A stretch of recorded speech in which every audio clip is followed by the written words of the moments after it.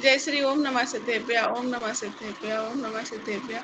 नमो हरिहरन्ताय, नमो सीतारं, नमो आयरियारं, नमो अचायारं, नमो लोये सविताहुरं। मंगलम भगवान वीरो, मंगलम गौतम मोगणी, मंगलम कुंद कुंदादो, जैन धर्मोस्तु मंगलम।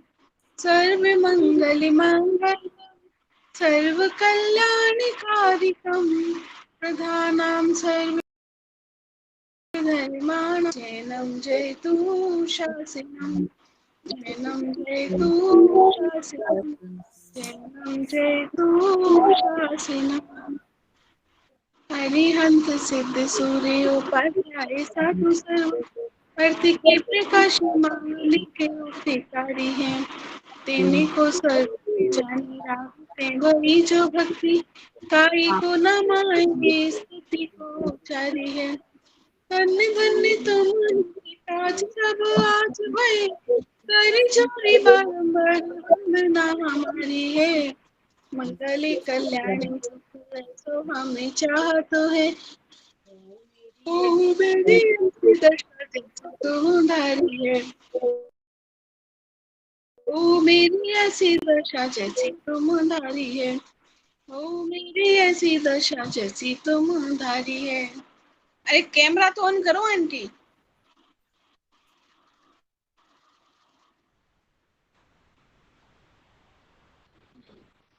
चलिए अपनी भक्ता स्तुति हो गई थी अपनी, है ना। अपन आज पार्ट 2 स्टार्ट कर लेते हैं। आवाज आ रही मेरी साफ?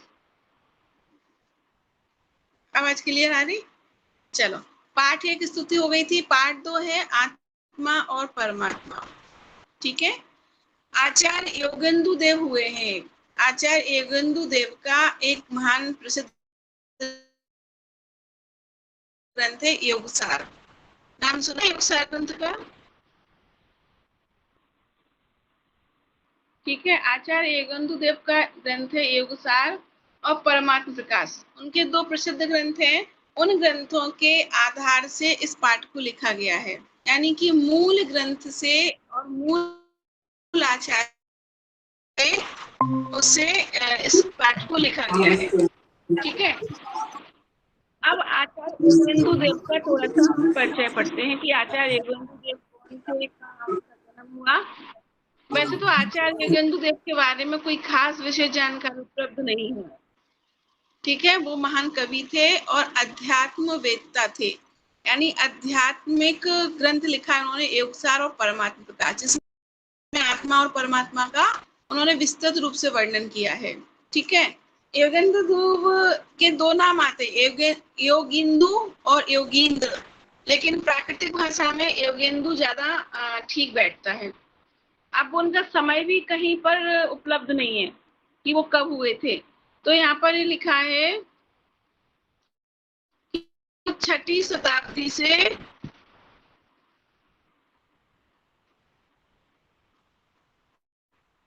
लेकर 11वीं शताब्दी के बीच हुए थे, यानी कि 6, 7, 8, 9, 10, 11, 600 वर्ष काल पीरियड में वो कब हुए किसी को पता ही नहीं है।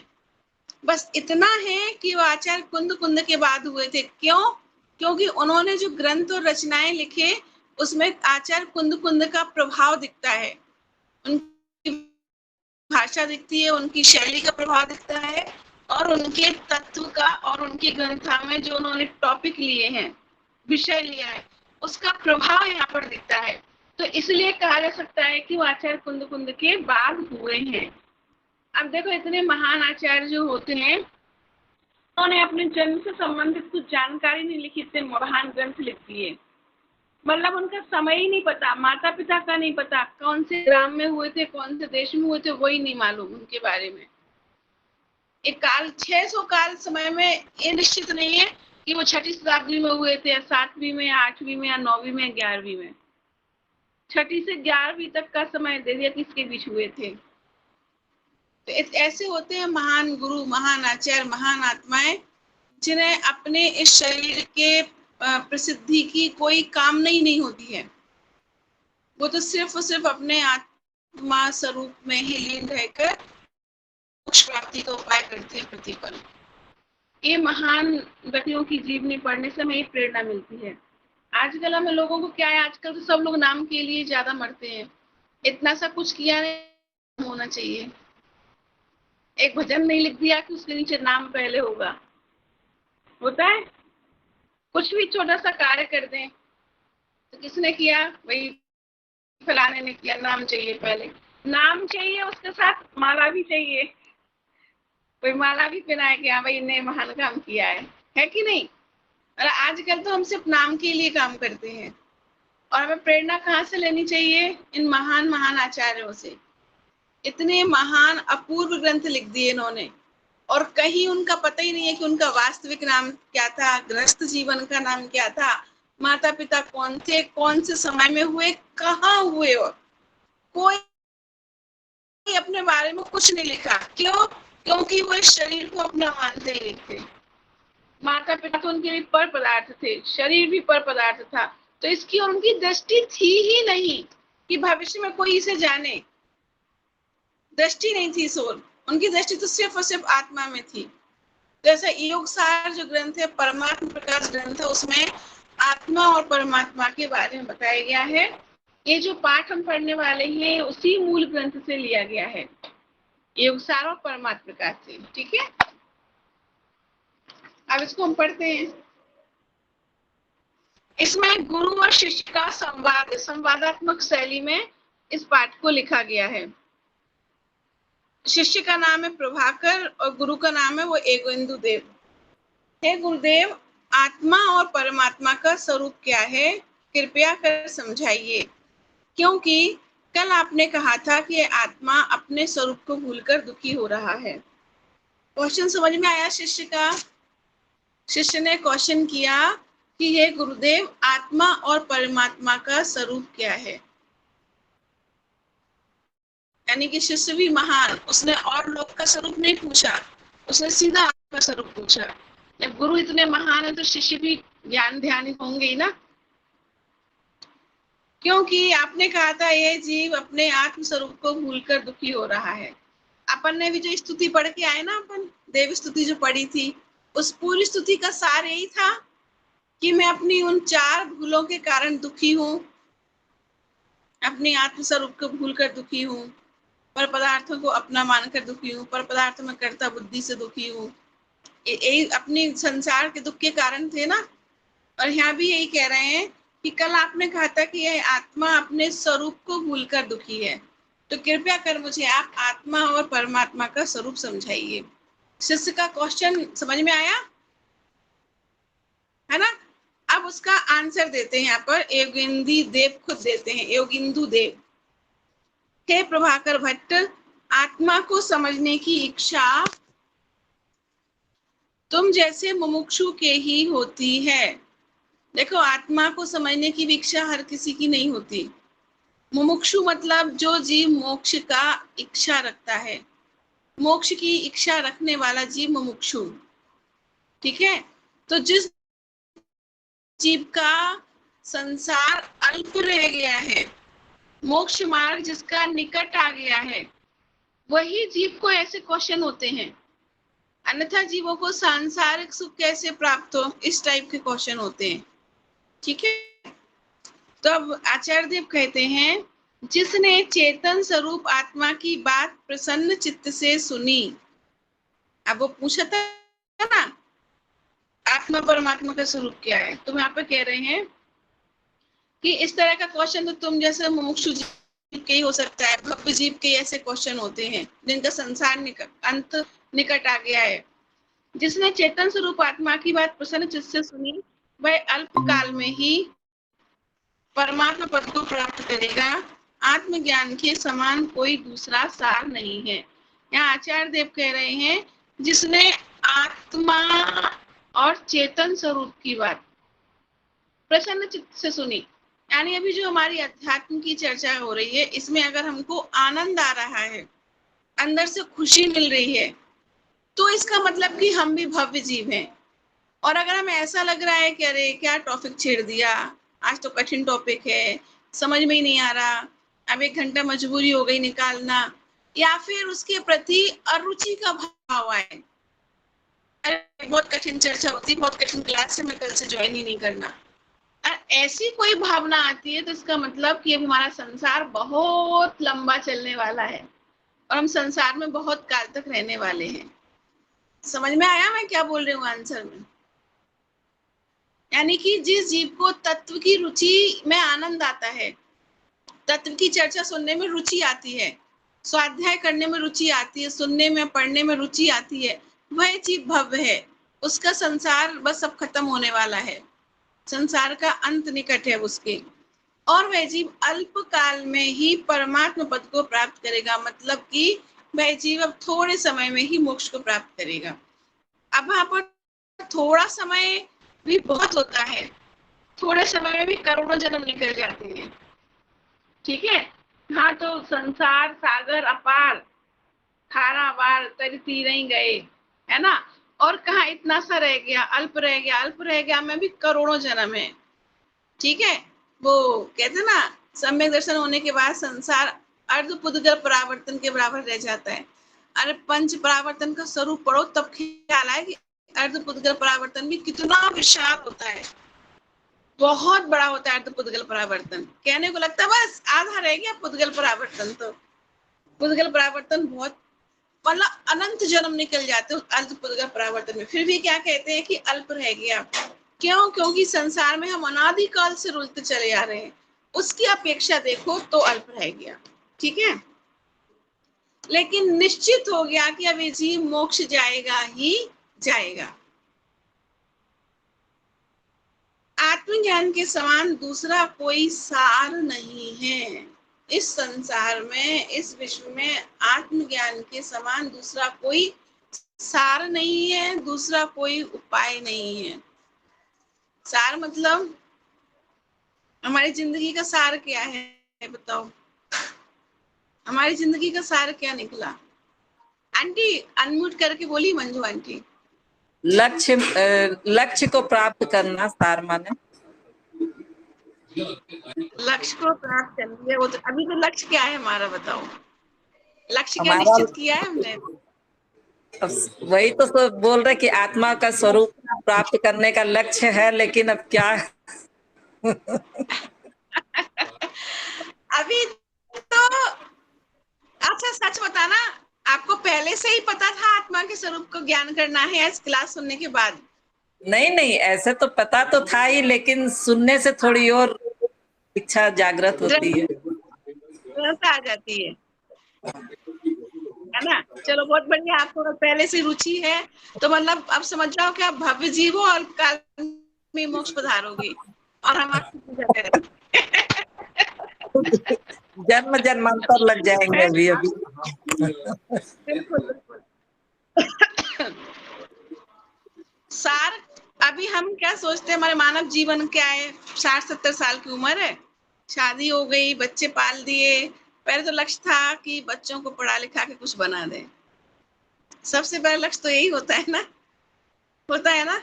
एज अ बीइंग मदर देखें हम तो यही लक्ष्य होता है, बच्चे पढ़ जाए, अच्छे से संस्कार सीख जाए, कमाने धमाने लगे, फिर बस। अब बच्चे कमाने भी लगे, अब दूसरा लक्ष्य तैयार कर लिया हमने, अब बच्चे की शादी हो जाए अच्छे से। बेटी हो तो अच्छे घर चली जाए, उसका दहेज जोड़ लें हम, और बेटा है तो अच्छी बहू हो जाए, उसका दहेज, उसके लिए सामान इकट्ठा कर लें, वो भी लक्ष्य पूरा कर लिया। अब तीसरा लक्ष्य तैयार, पोता पोती हो जाए। भगवान ने पोता पोती भी दे दिया, अब चौथा लक्ष्य तैयार, अब पोता पोती को बड़ा करना है, उसको खिलाना है, क्योंकि बेटा बहू तो जॉब कर रहे हैं। मैं कर रही मतलब देखो, मैंने ये सब काम कर लिया, अब लग रहा है कुछ धर्म में लगूं। अब लगो मैं अभी यही कर रही हूँ। मैं भी कर रही हूँ। तो देखो हमने एक जीवन में कितने लक्ष्य बदल लिए, अपने बदल लिए। तो शादी के बाद के लक्ष्य बताए मैंने, शादी के पहले के भी तो बहुत सारे लक्ष्य होते हैं। क्लास में फर्स्ट एक लक्ष्य होता है, 12th अच्छे से टॉप कर लें, 12th के बाद ग्रेजुएशन अच्छी हो जाए, फिर पीजी अच्छे से हो जाए, फिर हम नौकरी कर लें, अच्छा लड़का मिल के शादी हो जाए। शादी के पहले भी कितने लक्ष्य थे, वो सारे पूरे करके अब जब जीवन का अंतिम पड़ाव आ गया तो अब हमारे और लक्ष्य कितने चेंज हो गए। इसका मतलब क्या है कि हमारा कोई लक्ष्य था ही नहीं। लक्ष्य जीवन में एक ही होता है, और जो कभी नहीं बदलता, लक्ष्य उसे कहते हैं जो कभी नहीं बदलता, किसी भी परिस्थिति में नहीं बदलता, किसी भी सिचुएशन में नहीं बदलता, वो लक्ष्य होता है। लेकिन हमारा तो परिस्थिति चेंज होते ही लक्ष्य चेंज हो गया। माँ की जिम्मेदारी पूरी हुई तो बहू चाहिए, बहू से सास बन गए तो दादी बन गए, तो उसकी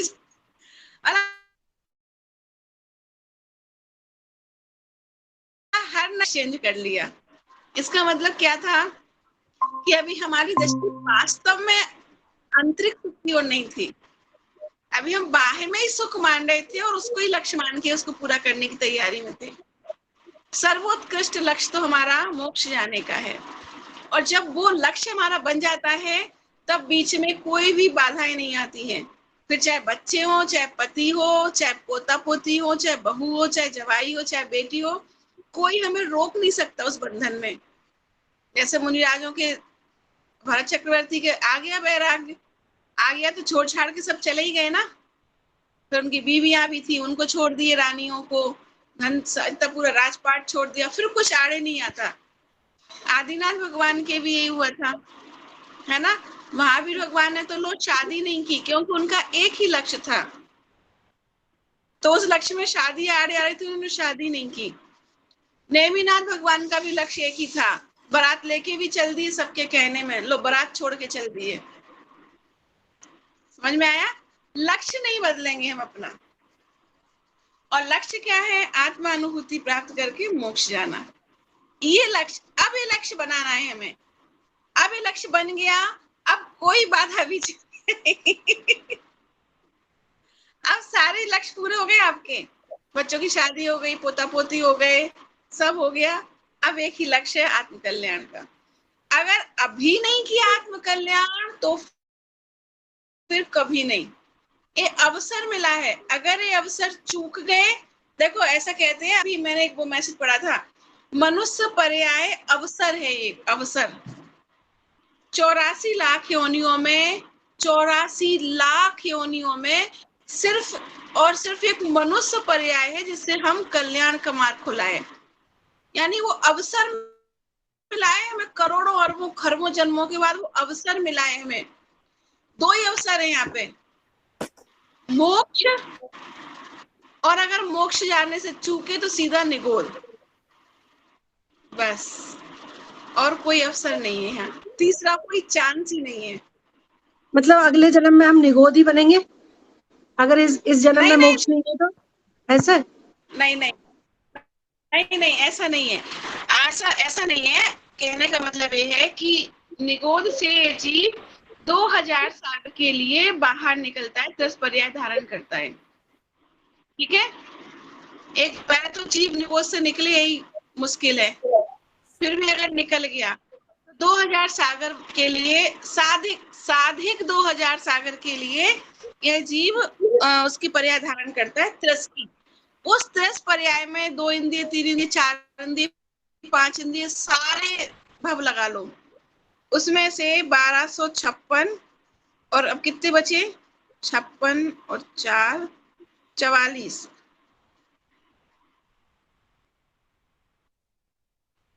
ऐसे ये भव होते हैं।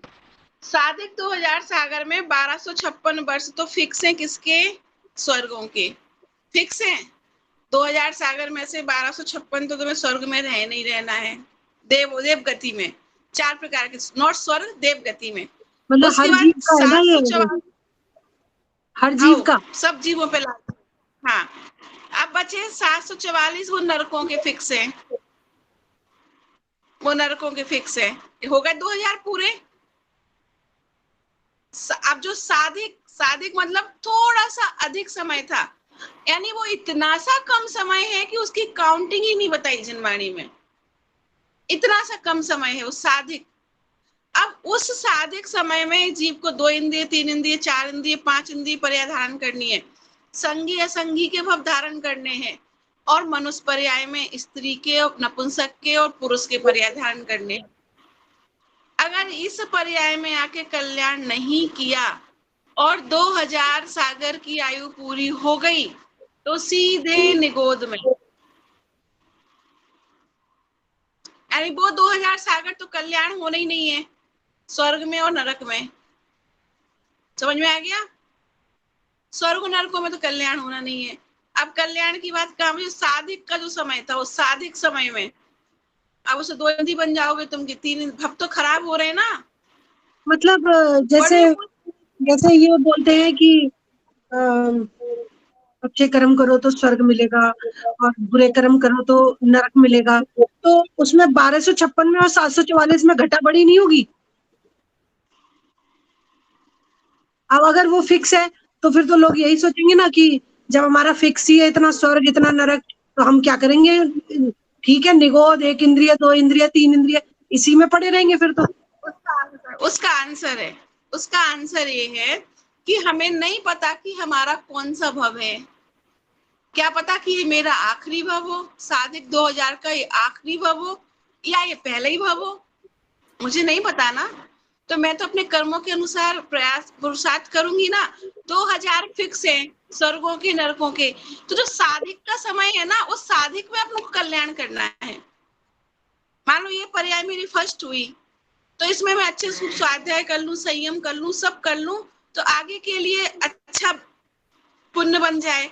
मान लो स्वर्ग चली गई तो एटलीस्ट अभी इस जन्म की पड़ी हुई जिनवाणी कभी मुझे पूर्व जन्म के ज्ञान से सम्यक दर्शन तो हो सकता है, और सम्यक दर्शन हो गया तो जो साधिक का समय था उस साधिक समय में मोक्ष जा सकती हूँ मैं। नहीं, समझे? स्वर्ग जाएंगे तो स्वर्ग जाने का तो कोई फायदा ही नहीं ना, वहां से तो मोक्ष संभव ही नहीं है।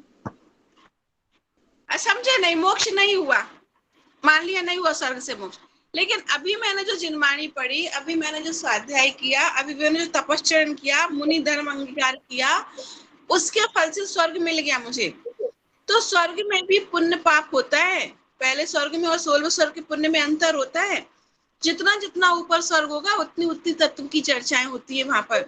तो वहां मुझे जाति स्मरण से या अवधि ज्ञान से अगर ये चर्चा याद आ गई कि मैं कभी पढ़ती थी, मैंने स्वाध्याय किया है कि मैं अपने आत्मा के स्वरूप को भूलकर अनादिकाल संसार में भटक रही हूँ, या 2000 साधिक का वर्ष पूर्ण होते ही मैं निगोद चली जाऊंगी, इस तकलीफ से या इस अनुभूति से मुझे सम्यक दर्शन अगर हो गया तो मेरा तो सुधर गया ना भव। तो आज का ये काम आया ना, तो आज तो ये करना ही है। पता नहीं ना कि आज अपना पहला है कि आखिरी है, कि 2000 साल पूरे हो चुके, साथ ही तुम्हारे आए हुए, पता नहीं ना एक है। हाँ, तो पुरुषार्थ तो करना पड़ेगा, बिना पुरुषार्थ के कैसे काम चलेगा। और देव देव पर्याय फिक्स है, कोई स्वर्ग की थोड़ी है। मान लो मर के व्यंतर बन गए, फिर वो भी देवगति कहलाएगी। मर के सूर्य चंद्रमा बन गए, ये भी सब देवगति होती है। ज्योतिषी देव होते हैं 5 प्रकार के, पढ़े थे हमने, और वो सब मिथ्या दृष्टि होते हैं, नियम से मिथ्यात्व के साथ उत्पन्न होते हैं। चंद्रमा सारे सूरज बन गए, फिर भवनवासी बन गए, जमीन के अंदर जो भवनों में रहते हैं, नरकों के ऊपर जमीन के अंदर, जो पढ़े थे ना भवनवासी देवपन हाँ, ने, हाँ, हाँ। अनिता। तो उसके लिए हमें क्या पूर्व जन्म का हमें क्या याद आएगा? नरकों की वेदना होगी हमें तो। एक कुछ पढ़ा हुआ होगा, संयम कुछ जीवन में अपनाया होगा, तो वही तो याद आएगा जाति स्मरण से, अवधि ज्ञान से। मान लो पाप ही पाप अभी करते रहेंगे तो फिर क्या आएगा? पाप का फल तो पाप। ये लो साधिक 2000 पूर्ण, फिर निगोद में जाओ। पाप करोगे तो फिर तो निगोद है ही ना, और पुण्य करोगे तो कहीं तो पुण्य फलेगा, कहीं तो कर्मों की निर्जरा होगी स्वाध्याय करने से, संयम धारण करने से, व्रत उपवास नियम करने से, पूजा पाठ आदि करने से।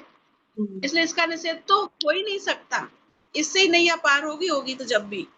लेकिन जिससे नैया पार होगी या जिससे हमें मोक्ष, तो उसका टाइम तो ज्यादा होना चाहिए। अरे तो वो साधिक का समय भी करोड़ों वर्ष होता है। अच्छा, हाँ, यहाँ तो सागरों में बात चल रही है। आपने बोला ना कि सागरों ये इतना कम होता है कि पता ही नहीं होता, ऐसे ही निकल जाता है, इसलिए। सागर की अपेक्षा देखो ना, एक सागर का समय अनकाउंटेबल है, हाँ, अनंत भव होते एक सागर में।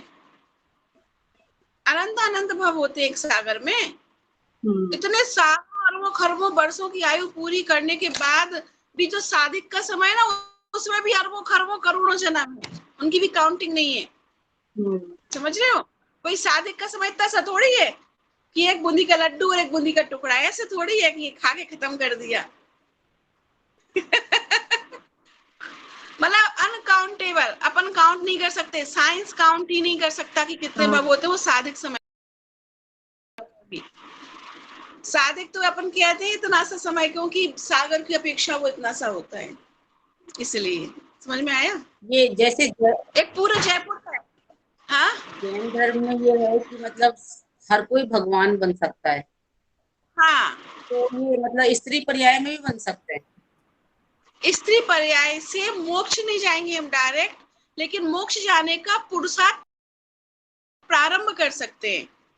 अभी हम सम्यक दर्शन कर सकते हैं, व्रत धारण कर सकते हैं, महाव्रत धारण कर सकते हैं, इसके प्रभाव से स्वर्ग जाएंगे, या फिर हम भोग भूमि जाएंगे, या फिर हम चतुर्थ काल जहां पर चल रहा है विदेह क्षेत्र, वहां उत्पन्न हो जाएंगे, पर्याय चेंज होगी और मोक्ष चले जाएंगे। अभी मान लो मैं स्त्री हूँ, समय दर्शन कर लिया, व्रत धारण कर लिए, और मर के मैंने पुरुष पर्याय का बंध बांधा और मैं विदेह क्षेत्र में उत्पन्न हो गई, अगले भव से मोक्ष।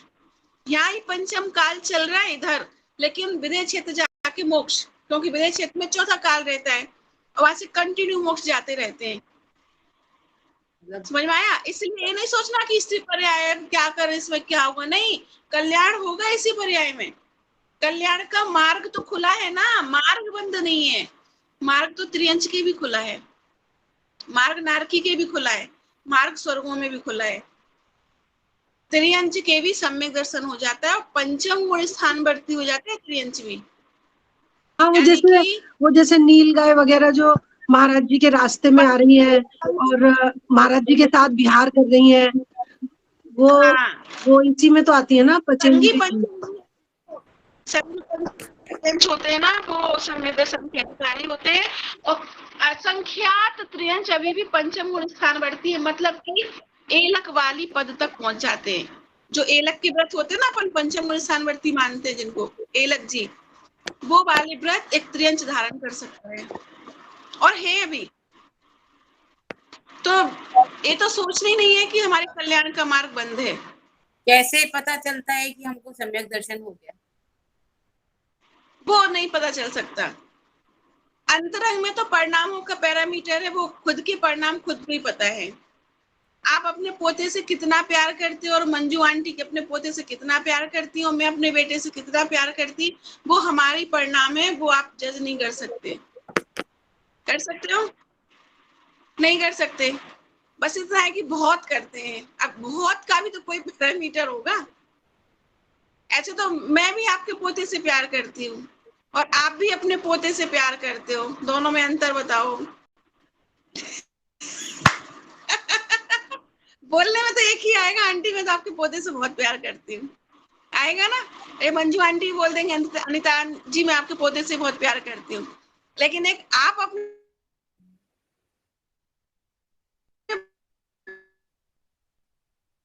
पोते को प्यार कर रहे हो, और एक मंजू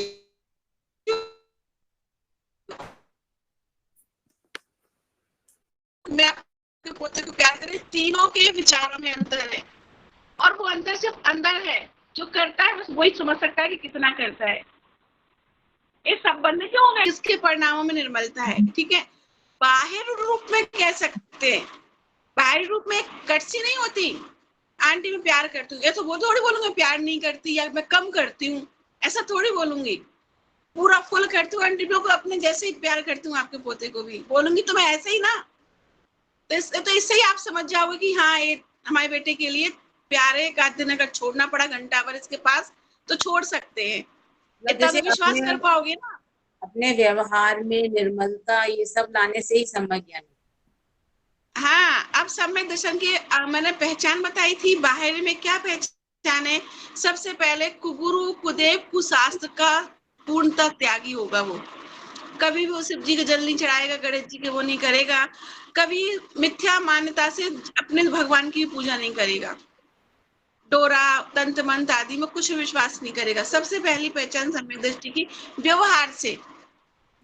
जैसे व्यवहार से मैं कह रही हूँ कि मैं आपके पोते को प्यार करती हूँ, तो मैं जो मुंह से बोल रही हूँ ना, आप उन वचनों पे विश्वास कर सकते हो कि भाई हाँ, रुचिता के पास मैं अपने बच्चे को 2 घंटे के लिए, जरूरत पड़ेगी 1 दिन के लिए छोड़ सकती हूँ।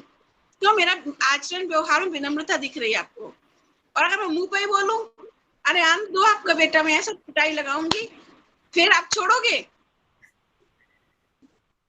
छोड़ोगे क्या? अरे आप 2 घंटे 2 मिनट नहीं छोड़ोगे। अरे जब मुंह पे इतना कठोर बोल रही, पता नहीं पीछे से क्या करेगी मेरे बच्चे का। समझ में आया? ऐसे ही जो व्यवहार में यानी ऊपर से आचरण दिख रहा है कि कुगुरु कुदेव कुशास्त्र का पूर्ण रूप से त्यागी है, वीतरागी देव शास्त्र गुरु के प्रति ही सच्चा और अटल श्रद्धान है। ठीक है? षट आवश्यकों का पालन करता है, देव पूजा, गुरु उपासना, स्वाध्याय, संयम, तप। जैनी शावक के अष्टमूल गुणों का पालन जो करता है, पानी छान के पीना, प्रतिदिन देव दर्शन करना, क्योंकि जो जीव सम्यक दृष्टि होगा उसके इतने मृदुल और कोमल परिणाम होंगे कि वो अनशन में पानी पीने की सोच भी नहीं सकता, रात्रि भोजन की वो सोच भी नहीं सकता, अभक्ष भक्षण की वो सोच भी नहीं सकता। अन्याय अनीति का त्याग होगा उसके, अन्याय अनीति और अभक्ष भक्षण का त्याग होगा। वो अन्याय, झूठ, चोरी, कुशील, मायाचारी करने की सोच ही नहीं सकता।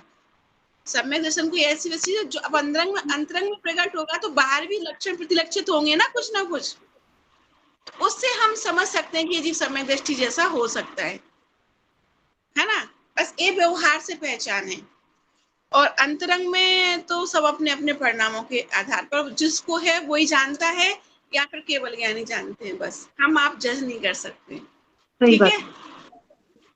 ये होता है। पर इसलिए कहते हैं कि सबसे पहले अपन को अपने जैनियों के 3 चिन्ह है ना, कर्तव्य, पानी छान के पीना, रात्रि भोजन का त्याग, अभक्ष भक्षण का त्याग, प्रतिदिन देव दर्शन, ये 3 चीजें तो फॉलो करनी ही करनी चाहिए। यही सम्यक दृष्टि होने का लक्षण है, यही परिणामों में विनम्रता, नम्रता का लक्षण है। और नहीं भी ये सम्यक दर्शन तो इसके आधार, पहली सीढ़ी तो यही है। जब पहली सीढ़ी चढ़ेंगे तो दूसरी का नंबर आएगा। अभी हम पहली सीढ़ी नहीं चढ़ रहे हैं, जमीन पे खड़े हैं, तो ऊपर कब पहुंचेंगे? कभी नहीं। इसके बाद फिर एक के ऊपर एक सीढ़ी चढ़ेंगे। पहली सीढ़ी तो सम्यक दर्शन नहीं है ना, और उसकी पहचान ही होती है। ठीक है, आगे बढ़े। इतना समझ में आ गया? क्या पढ़ रहे थे कि वह जिसने चेतन स्वरूप आत्मा की बात प्रसन्न चित्त से सुनी, वह अल्प काल में ही परमात्म पद को प्राप्त करेगा। यानी वह जीव अल्प काल में ही मोक्ष जाएगा, भगवान बन जाएगा। आत्मज्ञान के समान कोई दूसरा सार नहीं है। असल में बात तो क्या चल रही थी? जीवन के सार की चल रही थी। मंजू आंटी को हंसी आ गई। सौम्या के आने के पहले चर्चा हो चुकी थी हमारी, है ना? तो हमें जीवन का सार अब जो था वो हो गया। अब एक ही लक्ष्य बनाना है, मोक्ष का। उस लक्ष्य में कोई बाधा, कोई व्यग्र नहीं आएंगे। यदि कोई चीज हमें रोक रही है और हम उसे मजबूरी का नाम दे रहे हैं, इट मीन्स हमने अभी लक्ष्य तय नहीं किया है। समझ में आ रही? हम अपने आप से ही मायाचारी कर रहे हैं अभी तो। अगर बहाने आ रहे हैं ना, खुद से मायाचारी करके हम किसको जीत लेंगे? अगर हम खुद से ही मायाचारी करेंगे तो जीत लेंगे। खुद से मायाचारी करके हम दूसरों को छल करना चाहते, दूसरों को जीतना चाहते। दूसरा तो जीतेगा कि नहीं जीतेगा उसका पुण्य पाप है, हम जरूर नरक में जाएंगे। हाँ, वो तो है ही। हम तो जाएंगे, है ना? ये होता है। ठीक है, तो सर्वोत्कृष्ट लक्ष्य तो हमारा परमात्म पद को प्राप्त करना है, क्योंकि आत्मज्ञान के समान दूसरा कोई सार नहीं है।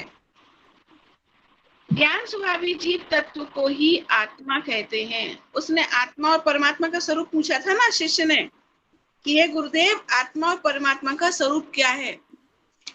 तो यहाँ बता दिया, ज्ञान स्वभावी जीव तत्व को ही आत्मा कहते हैं। अब वह आत्मा अवस्था की अपेक्षा 3 प्रकार का होता है। ये हमने 6 ढाला में पढ़ा था बहुत डिटेल में। तीसरी ढाल इसके ऊपर थी पूरी। अभी आज इसकी इतनी चर्चा करेंगे, पर क्योंकि कल सब आएंगे तो फिर रिपीट करना हो जाएगा। तो वह आत्मा, अगर हम द्रव्य दृष्टि से देखें, द्रव्य दृष्टि से देखने पर सभी जीव आत्मा है और सभी आत्माएं जीव हैं। ये हो गई द्रव्य दृष्टि, ठीक है। क्योंकि हम अभी सिर्फ जीव द्रव्य को ही देख रहे हैं, मूल जीव तत्व को ही देख रहे हैं। हम तत्व को देखेंगे तो सभी जीव आत्मा है और सभी आत्मा जीव है। जैसे ये पुद्गल है, पेन है ना, ये पुद्गल है। अरे पुद्गल है कि नहीं, बोलो ना। हाँ पुद्गल है, क्योंकि इसमें स्पर्श रस गंध वर्ण है, ये पुद्गल है। ये पाउच भी पुद्गल है, पुद्गल है। ये चूड़ी भी पुद्गल है, ये कपड़े भी पुद्गल है, सब पुद्गल है। द्रव्य दृष्टि से देखो तो ये सब पुद्गल है, जो सब दिख रहा है ना पीछे, एसी, खिड़की, दरवाजा, पर्दा, ये सब पुद्गल है द्रव्य दृष्टि से देखो। अगर पर्याय दृष्टि से देखो तो ये पेन है, ये पाउच है, ये खिड़की है, एसी है, ये कपड़े हैं, पर्दे हैं। पर्याय दृष्टि से अवस्था की अपेक्षा, इसको लेकिन बोलते हैं मतलब अवस्था। अगर जैसे नामकरण कर दिया तो पर्याय। हाँ हाँ, सही पकड़ा, नाम कर दिया तो पर्याय, ये ठीक है। स्त्री है, ये और पुरुष है, ये बच्चा है, हाँ, मतलब ये पर्याय, पर्याय। ठीक है, ये पर्याय। हमने स्थापना कर दी, निक्षेप कहते हैं इसे। 4 प्रकार के निक्षेप होते हैं, नाम निक्षेप, स्थापना निक्षेप, नाम स्थापना, द्रव्य निक्षेप और भाव निक्षेप।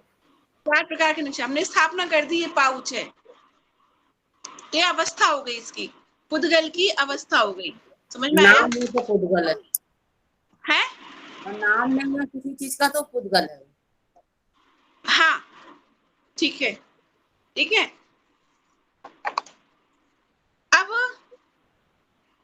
हम यहाँ पे क्या कह रहे हैं, ए आत्मा जीव स्वभावी, ज्ञान स्वभावी जीव तत्व को आत्मा कहते हैं। ये द्रव्य दृष्टि से पकड़ लिया हमने कि सभी आत्माएं वो जीव हैं, ठीक है।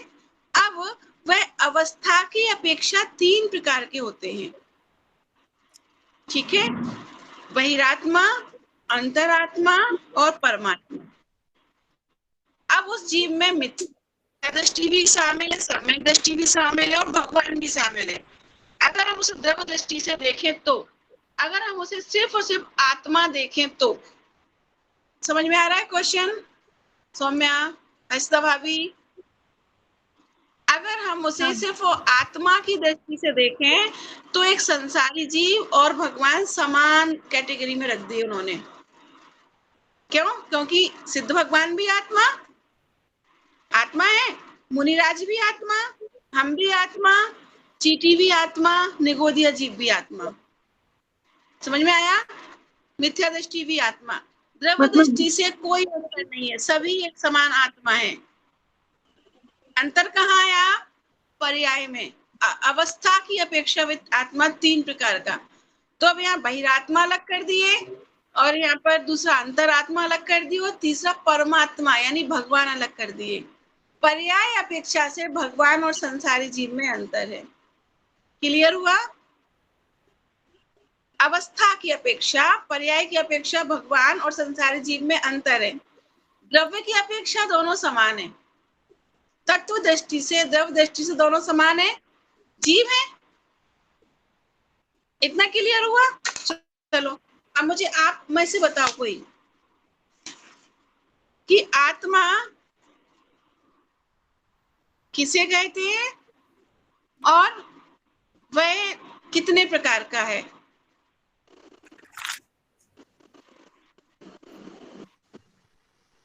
आत्मा जीव है,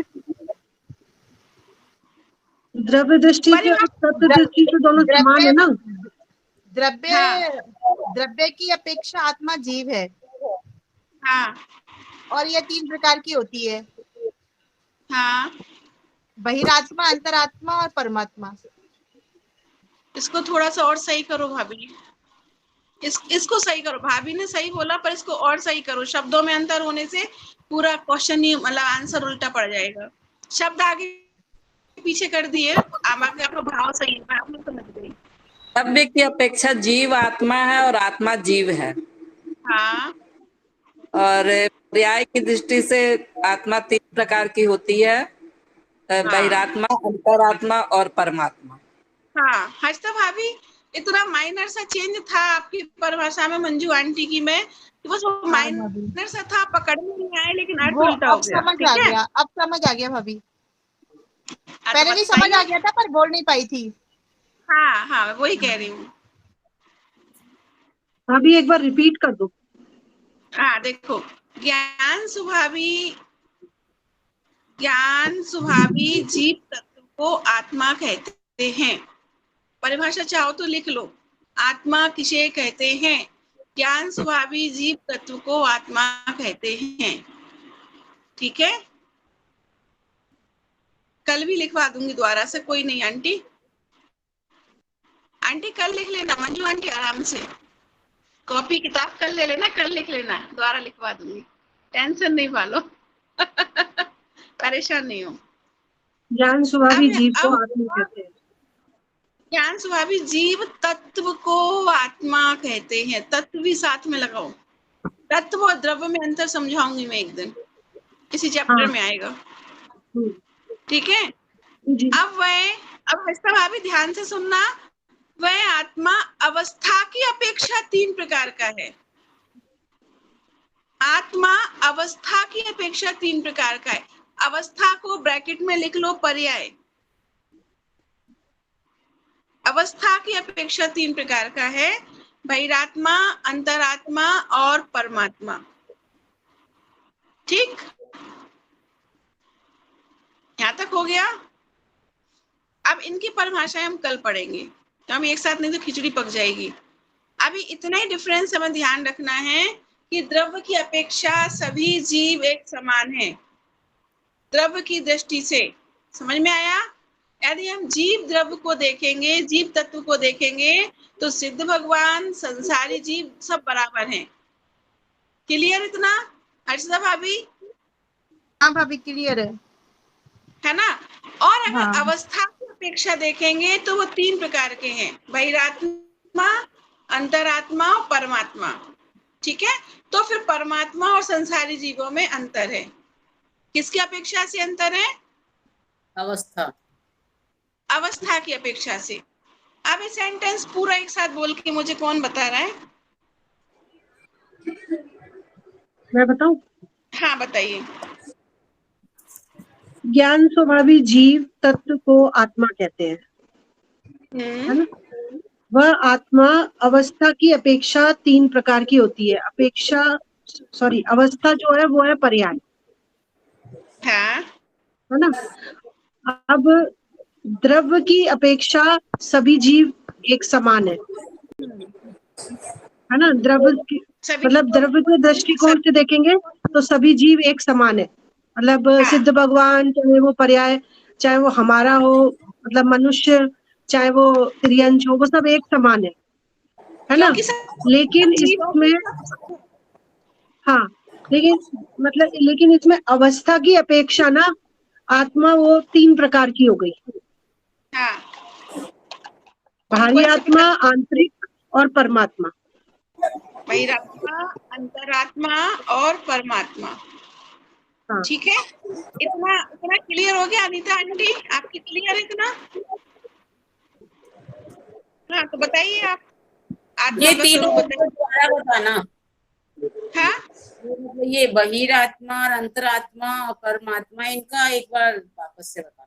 इनका अर्थ कल बताऊंगी, ये अभी हाँ बहुत मिक्सअप हो जाएगा। अभी हाँ, यहाँ तक समझ में आ गया आत्मा का ये स्वरूप क्या है? बताइए आप, आत्मा किसे कहते हैं?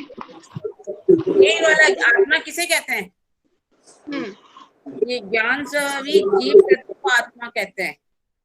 वह आत्मा अवस्था पर्याय के आत्मा अवस्था के अपेक्षा 3 प्रकार के हैं, और द्रव्य की दृष्टि से सभी जीव एक समान है, चाहे हम हो, चाहे भगवान हो, चाहे त्रियंश हो। है सही है?